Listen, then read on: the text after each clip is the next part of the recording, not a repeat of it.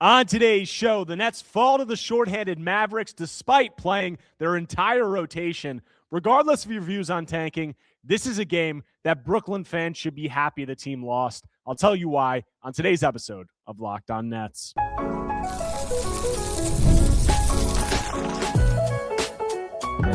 You are Locked On Nets, your daily Brooklyn Nets podcast. Part of the Locked On Podcast Network, your team every day. Welcome in to Locked On Nets right here on the Locked On Podcast Network, now the #1 sports podcast network. It's your team, the Brooklyn Nets, every single day. I'm Erik Slater, Brooklyn Nets beat reporter for ClutchPoints.com.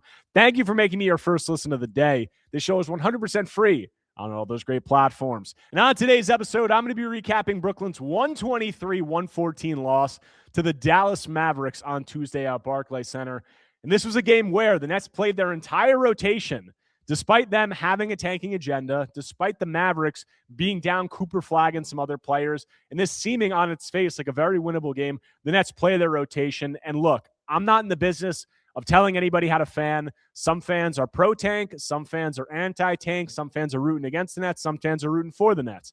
But I will say that regardless of your view, this is a game that I think Nets fans should be happy that the team lost. And the reason for that being, the primary one, is that any of these Nets games, if the Nets are going to win, the main thing that you want to see where you can tolerate wins if you are a pro-tank person is the rookies playing well, seeing flashes from young players. You want everybody to play well, but the focus is obviously rookie development. And this is a game where none of the rookies really showed anything that intriguing. Outside of Nolan Troy had some decent moments. Most of the rookies played bad for the most part, and it was completely veteran-driven. And that is not a formula that you want to see the Nets winning games with, given the stakes of this tank race down the stretch of the season. And you couple that with the fact that it was a curious decision, and it was, I will say, even a wrong decision, in my opinion, for the Nets to play their entire rotation in this game against a Mavericks team that is without Cooper Flagg, is without Kyrie Irving, and some other players, Derek Lively, and the Nets obviously being in a tank race against some of these other teams that are going really hard. So, look, the Nets are a bad team. They were still able to come away with a loss tonight. I'm going to get into the reasons for that. But I will say the combination of the Nets playing all their veterans, which, I think was a curious decision, and those veterans being the driving force behind the Nets potentially winning this game. It was a close game down the stretch. That is not a formula that you want to see if you're a Nets fan, and that is a reason why I think that Nets fans should be happy that they came away with a loss in this game. You look at how this game played out. The Nets were down by 12 points at halftime. They had an abysmal first half defensively. They allowed 76 points in the first half. They could not get a stop whatsoever. But then on the second half, they flipped the switch. Veterans like Michael Porter Jr. was hot. Noah Clowney got hot, younger guy, but he was, a more experienced player who was hot. Terrence Mann started to go off during the fourth quarter of this game. I'm going to get into all of those performances individually, but that was the driving force behind them getting back into this. And despite, them losing to a obviously not a good Mavs team that is missing some guys while being at full strength, despite that, this is another game like that Hawks game. The Nets were very close to winning, and they had a real shot to win. They cut it to 2 points late in the fourth quarter, and Michael Porter Jr. had some open looks down the stretch of this game. If a few of those are to go down versus rimming out, the Nets very well may have won this game, and that's the second straight game I'm saying that, and this is the second straight game where they're playing some veterans that you definitely thought that they could have sat. So, for all those reasons, I think that the Nets were fortunate to come away with a loss in this one, because losses, wins fueled by veterans where rookies don't play well, that's really not what you're looking to see from this Nets team during a tanking season where draft position and rookie development should be your top priorities, 1A and 1B. So this is a loss that they were able to come away with. And it is kind of big because you look at the draft lottery standings. Now, the Pelicans actually won tonight. They beat the Golden State Warriors, who are without Steph Curry. And now because of that, the Nets are in third place in the draft lottery standings. They stay in third place. They have sole possession, and they're also a game ahead of the Pelicans now, a full game ahead of the Pelicans and the Wizards. So the Nets are in really good spot draft lottery-wise, and that is despite them playing their veterans in these past, 4 games, all of them outside of the All-Star break, besides Nick Claxton missing 2 due to an ankle sprain. But tonight, they play all those guys. They're still able to come away with a loss. But talking about the performance overall and kind of the game flow of this game, as I said, the Nets were terrible defensively to start this game. They could not stop a soul. And it was really a tale of two halves. I said they let up 76 points in the first half. They were down 76-64, and then they hold the Mavericks to 47 points in the second half. And they were really able to get back in this game due to the performances of some of the veterans. And, Michael Porter Jr. had a good game through 3 quarters, but again, struggled down the stretch. Noah Clowney had a really good performance. And then Terrence Mann really broke out in this one. But despite that, the Nets weren't able to get over the hump, and really the reason for that being just that they weren't able to get stops early in this game. They dug themselves a really big hole, and I think part of that was the lack of engagement on their part out of the gate. I mean, you look at it, this was a strange game day. The Nets and the Mavericks both flew here day of because of the snowstorm, but still, both teams had to do that. It's not really an excuse. And you look at the defensive engagement out of the gate, I mean, it was really abysmal. Like, they got bullied down low. They couldn't stop a soul at the point of attack, just everything defensively. They were giving up tons of points in the paint, and they really just couldn't defend any spot on the floor effectively.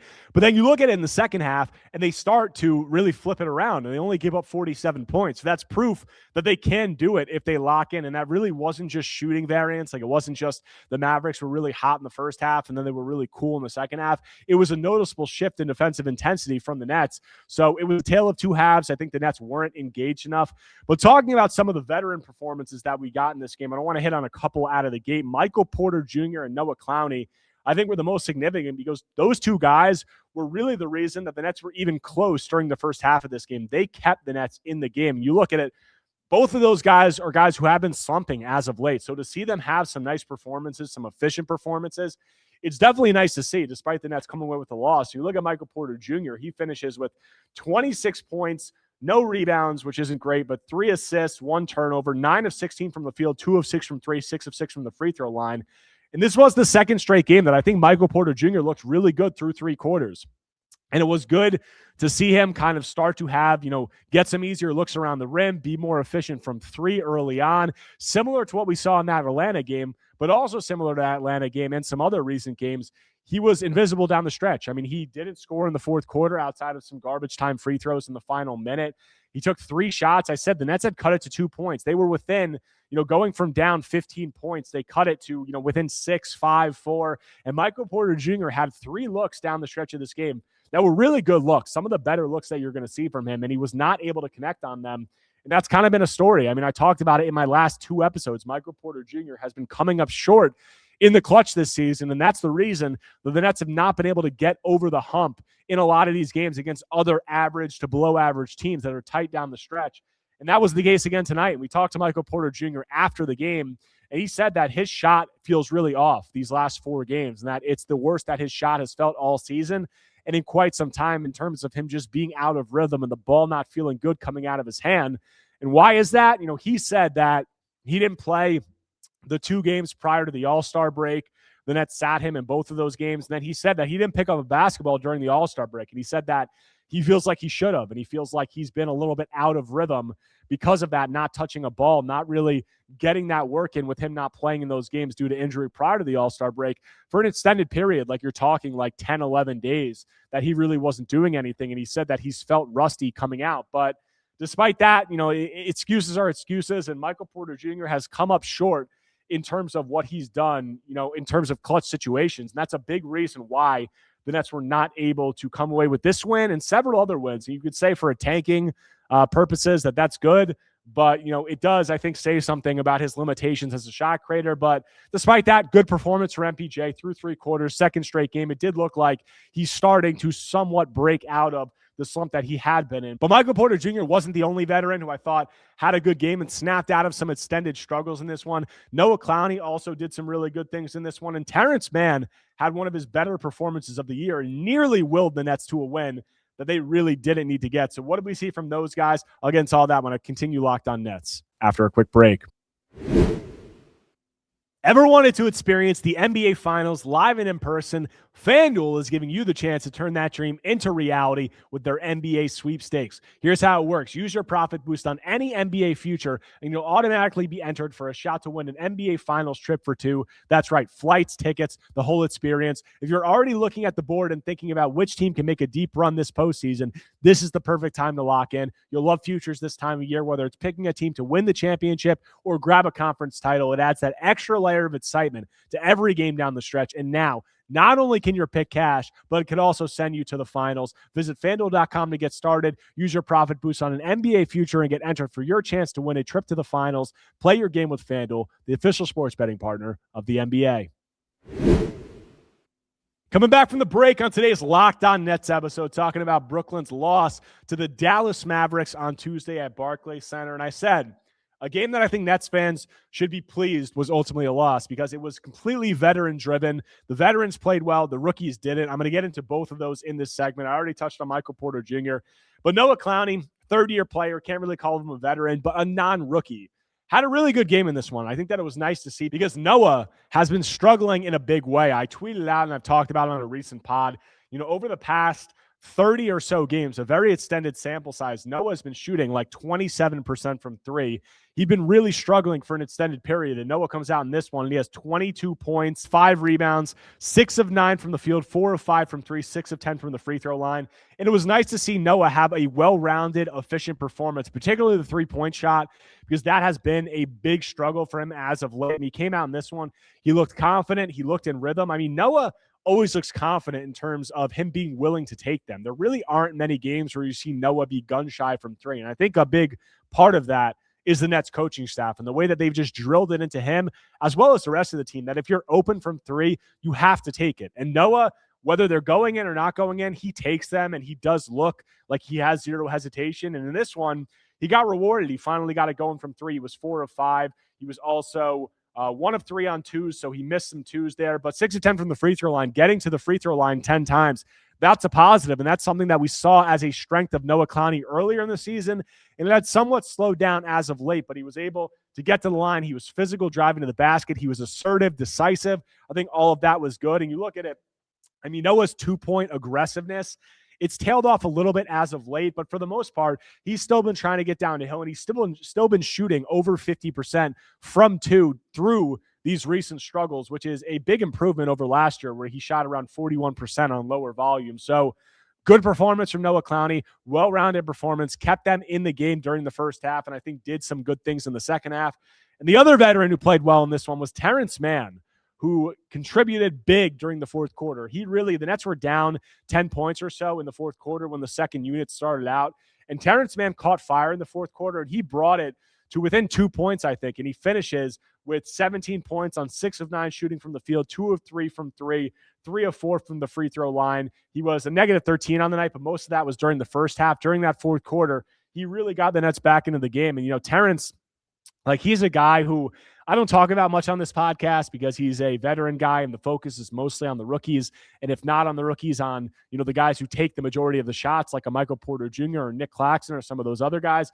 But Terance Mann, I think, is a guy who is important to this team in the sense of being a veteran guy who really just does whatever he's asked and sets a positive example for the Nets rookies. Like something as small as Jordi Fernandez told us that on Monday, the Nets extra day in Atlanta, Terance Mann organizes the whole team. He gets them to go to the aquarium in Atlanta as a group, just those team bonding activities, and then carrying it over to a game like tonight where Terance Mann is a veteran player. Like whatever you think of him, obviously the league views his contract as a negative asset at this point. He's a player who scored 40 plus points in an elimination game. He played as a starter for playoff teams with the Los Angeles Clippers. Obviously, things are trending down, but despite that, he's a guy who started, and then he's coming off the bench. He's a guy who's gotten DNP CDs. He's now has, 2 rookies in Nolan Troy and Yegor Domen starting over him, and despite that, he just puts his head down and he does whatever's asked of him, and Jordi Fernandez said that, and he had really nothing but good things to say about what Terance has brought to the table as a vet. And then I also got a chance to talk to Terance after this game and ask him what his mindset has been with him being a veteran who, is coming off the bench for a tanking team right now and has 2 rookies starting over him. That would not be easy for a lot of players, but, Terance said that he's just trying to do whatever's asked of him. More importantly, he sees value in the role that he can bring to this rebuilding team despite being a veteran. And he pointed to that he had really good veterans when he was a rookie with the Los Angeles Clippers, and that played a big role in how he viewed the league, how he approached his day-to-day as a professional in terms of always having the right attitude, in terms of doing all the right things, in terms of setting the right example. And I think that Terrance's ability to have that attitude despite the situation that he's in, kind of the hand that he's been dealt, and him trying to set that positive example for the rookies, look, I'm not going to like blow it out and say it's like the biggest thing ever and it's the most important thing. And Terrence is like this godsend, but it is important. I think that it must be said. Terrence came off the bench. He has a positive impact. He makes, a very positive impact down the stretch of this game. And he is able to, set that positive example for the rookies and show them that really it's a team first attitude. And I think that stuff does have value and that permeates through the rest of the team. The other veterans I want to hit on quickly, Nick Claxton and Day'Ron Sharpe, the Nets had both of their centers available in this game. And while the numbers, weren't bad on the surface, like you look at Nick Claxton, he finished with 16 points, 4 rebounds, 9 assists. He was 7 of 10 from the field. But so on the surface, that looks like a good game. But I really didn't think that it was that impactful of the Nick Claxton game. Like 4 rebounds, it's just not enough. Like the Nets really struggled on the inside in this game. They gave up 66 points in the paint. Obviously not good. I mean, Daniel Gafford, he was okay, not the biggest game, but I think that he played pretty evenly with Nick Claxton. And then you talk about the bench. I mean, Marvin Bagley played 19 minutes off the bench, and he saw minutes against Day'Ron Sharpe and Nick Claxton, and he really had their way with both of them. Like, I don't think it was a good game. Marvin Bagley finishes with a team-high 22 points on 10 of 13 shooting, and almost all of those shots, not almost, all of those shots were in and around the restricted area, just really him bullying his way down low. And look, not all of that is on Nick Claxton or Day'Ron Sharpe because the Nets were switching some. They do play with those guys at the level, but overall, I think the rebounding numbers, the points in the paint, you're looking at those guys to be defensive anchors. Even if you're playing at the level, you're looking for them to recover, to protect the paint, to rebound. And I think they both came up short in some of those areas. And the last remaining guys that I have to talk about are the rookies who struggled in this game, and there wasn't anything too notable from that group. But what did we see from them overall? What are some of the adjustments that they can make moving forward? I'll get into all that when I close out Locked On Nets after a quick break. Workplace chaos, deadlines stacking up, inbox overflowing, and the one position you have to fill still sitting open. When the pressure's on and you need the right hire, that's a job for Sponsored Jobs. Indeed Sponsored Jobs help you reach people who actually fit what you're looking for, skills, experience, location, so you're not just hoping the right candidate stumbles across your post. And here's a stat that says it all. In the minute I've been talking to you, companies like yours have made 27 hires on Indeed, according to Indeed data worldwide. So if you're hiring, spend less time searching and more time interviewing candidates who actually check all your boxes. Less stress, less time, more results. When you need the right person to cut through the chaos, that's a job for Indeed Sponsored Jobs. And listeners of this show will get a $75 sponsored job credit to help get your job the premium status it deserves at Indeed.com/podcast. Just go to Indeed.com/podcast right now and support our show by saying you heard about Indeed on this podcast. Indeed.com/podcast. Terms and conditions apply. Need to hire? That's a job for Indeed Sponsored Jobs. Coming back from the break, closing out today's Locked On Nets episode, talking about Brooklyn's 123-114 loss to the Dallas Mavericks. And my lead for this episode was that I felt, regardless of your views on tanking, I thought that this was a game that Nets fans should be happy that they lost. And the reason for that being is that they didn't get really that many rookie contributions from any of their rookie first-round picks. It was completely veteran-driven, and the rookies struggled for the most part. I mean, the only one who you could say did something that was relatively positive was Nolan Troy, and that has been the case in some of these recent games. And Nolan finishes with 8 points, 3 rebounds, 6 assists, 3 turnovers, 4 of 11 from the field, 0 of 3 from 3, did not get to the free throw line, did finish a +2. And I'll say that I think that Nolan, despite him not shooting the ball well in this game, I think that he was able to make a positive impact for an extended stretch of the game. And a lot of that is due to his playmaking. Like you look at it, he had 6 assists and 3 turnovers. He had a good amount more of potential assists that didn't go down, but I really think that he's starting to get more comfortable in the pick and roll, operating with these Nets centers. Because you look at it, when he came into the rotation, he became a full-time rotation member.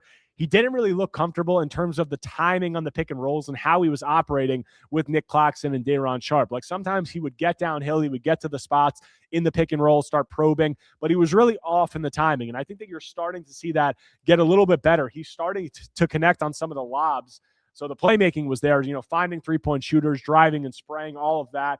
And then I think despite him not converting, I did like where his shots came from. Like he got to the rim some. He took, 3 or 4 floaters in the mid-range that I thought looked good in rhythm. I liked the choice of the timing in terms of him kind of slowing down and being able to probe a little bit in the spots that he got to when he took them. A couple of them just didn't drop. And then he got 3 wide open threes that didn't go down. One of them rimmed out late in the game.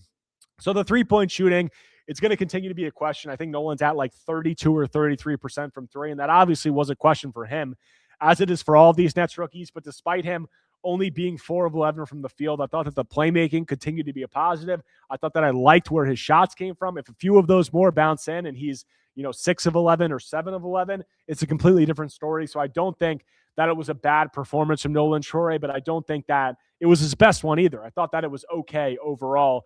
And then Yegor Domen really struggled in this one. Yegor, I thought, had one of his more positive performances of the season in terms of it being well-rounded.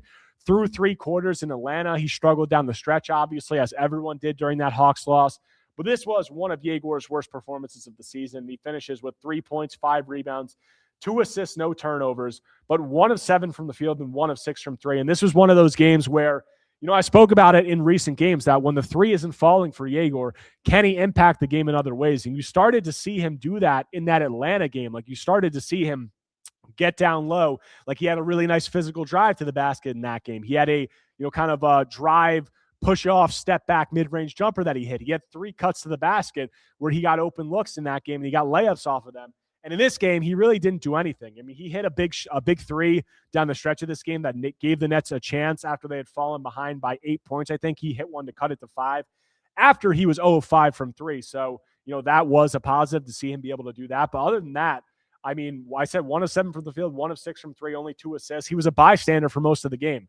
And I talked to Jordan Fernandez after the game, and I asked him, what are some of the things that you're looking to see from Yegor when the 3-point shot isn't falling that he can make an impact? And he said paint touches, and he said cutting. Like, those are the 2 things that he's looking for offensively. And I thought in this game, you didn't see the paint touches, and you didn't really see Yegor cutting or being too active. Like, you really just don't see him asserting himself at all. And that's the thing with Yegor, especially with him playing alongside a guy like Nolan Troy. Like, we know that Yegor, he's been an off-ball player for a lot of the season, but he was starting at point guard earlier in the season. He was getting more on-ball reps.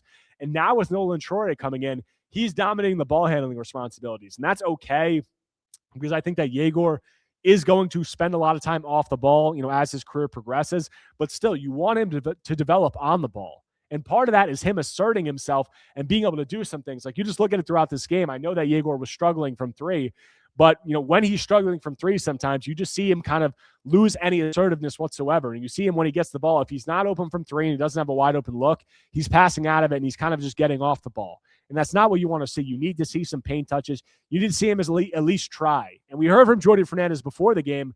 I asked him about, what do you want to see from Yegor in terms of his ability to get downhill? And he said that Yegor needs to get, comfortable being uncomfortable. And that's something that I've said. It's pretty clear at this point that Yegor is uncomfortable driving to the rim. It's not smooth. It's not natural for him right now in terms of the advantage creation, in terms of him trying to operate once he does get the advantage in the paint. But despite that, you still need to try. And I think that was a good way of phrasing it by Jordan Fernandez, that Yegor needs to get comfortable being uncomfortable. And I think that this was a game where Yegor very much stayed in his comfort zone, and that was kind of being a bystander, and that's not what you want to see. So not a very good game from Yegor. And the other rookies, I mean, Drake Powell finishes with 2 points, 2 rebounds, 1 assist, 1 of 3 from the field, 0 of 2 from 3. Danny Wolf, 4 points, 3 rebounds, 2 assists, 3 turnovers, 1 of 3 from the field, 1 of 3 from 3, 1 of 2 from the free throw line. I mean, Drake and Danny, they didn't really do much in this game. And there are some games where you just see that, some of the limitations that they have. And I think that Drake, sometimes he looks like he has these really nice moves and he has this stuff in his bag that he can really go to. And then there's some times where he looks like he's just more of a bystander and he's not really asserting himself. I think that was the case tonight. I think Danny Wolf, same thing with him, just not really much to talk about with those guys. The other guys I want to touch on, the only other guy that I want to touch on is Ochai Abaji, who came in this game. He had 9 points, 3 rebounds, 2 assists. He was 3 of 5 from the field, 3 of 4 from 3, and he's starting to get his 3-point shot going. You look at Abaji, over these last 4 games now that he's been a full-time rotation member with the Nets, his first 4 games really playing full-time with the Nets, he's 9 of 16 from 3. That's 56%. So obviously a small sample size, but Ochai is a guy who is shooting 18% from 3 over 42 appearances with the Raptors to start this season. So he was really struggling. And he was a guy who was a 40% three-point shooter last season on decent volume. So him coming out in this, it's not the biggest deal. It's small sample size early on. He's still an end of the rotation player, but him being 9 of 16 from three, him looking confident, starting to gain a little bit of a rhythm. It is a positive sign with Ochai to see him get it going from three, at least something that you can work with there. Last thing I want to close it out on is just talking about the Nets' upcoming schedule, because, you looked at it, I said, the Nets now have sole possession of third place in the draft lottery standings. They're a game ahead of the Wizards and the Pelicans, and they're only a game back of the 1 game back of the Pacers for second, 3 games back of the Kings for first. You look at the upcoming schedule, like this was one of the easier games, like that Atlanta game and the Dallas game were the games that you were saying maybe the Nets could come away with a win in one or both of those games. And despite, playing the veterans, they come away with losses. They were both close losses. But now you look at the upcoming schedule, they have the Spurs, Celtics, Cavs, Heat twice in a row, and then the Pistons. That's tough. I mean, there's a lot of tough games coming up, and the Nets are in really good position in regard to the draft lottery standings. They kind of survived these 2 games that were definitely winnable, coming away with some losses. So we'll see how it plays out moving forward. But if I were a Nets fan, despite, some extended losing, it's going to hurt. But I think that they're putting themselves in a good position moving forward in regard to where they'll ultimately be able to finish in regard to the tank race and the lottery race. But that's all I got for you guys on today's episode of Locked On Nets. If you guys do not already, make sure to subscribe to Locked On Nets on YouTube and wherever you get your podcasts, whether Apple Podcasts or Spotify. If you enjoy my content, take a second right now, smash that like button, leave a comment, leave a 5-star review. Anything you can do to engage is much appreciated. But the Nets got one more day off, and they got the San Antonio Spurs on Thursday. So I'll have coverage of all that and more when I'm back tomorrow talking more Brooklyn Nets basketball.